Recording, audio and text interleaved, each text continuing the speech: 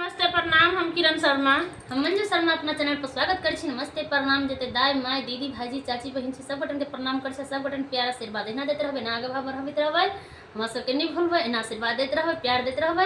हम सब और हम दोनों देवरानी जेठानी जा रहल छी बहुत प्यारा से बेटी विवाह गीत, बहुत दर्दनाक बेटी विवाह गीत है, अहाँ सब जरूर सुनब। लाइक शेयर कमेंट तो नहीं भूलब और अहाँ सब आशा है कि जरूर मिलबे करे, हमरा सबके बहुत प्यार मिले, इन्हें हमेशा प्यार देते रह। पता नहीं अहाँ सब दिल से नहीं दे रहा है आशीर्वाद, गला बहुते दुखाई, लेकिन अहाँ सब जरूर प्यार आशीर्वाद दे तो गलो ठीक हो जेते। बहुत प्यारा से बेटी विवाह गीत है, बहुत दर्द जैसे तैयो हम गीत गावे के लिए आबि जाइ छी, लेकिन गला बहुते दुखा रहल है, की कहूँ अहाँ सबके। आ जिनका घर से बेटी विदाई भ जाय छै उनका केतबो सुंदर बेटी रहे छै अंगना सुन भइए जाय छथिन विदाई काल में। पापा के मम्मी के करेजा पत्थर के क के विदाई करी टाइप करे छै। बहुत प्यारा से गीत यहाँ सब सुनबे, कमेंट जरूर करबे, गीत केहन लागल सेहो कमेंट में लिखबे, और हमर देवरानी जेठानी के रूप केहन लगे सेहो कहबे। रूसल रूसल रूप है, चेहरा अनूप है। अब बहुत प्यारा सा बेटी विवाह गीत यहाँ से जरूर सुनबे, जरूर कमेंट करबे। बेटी तोहर सूरतिया चमकवा गन मागे, बेटी बेटी तोहर सूरतिया चमकवा गन मागे, बेटी बेटी परिते से नूर होए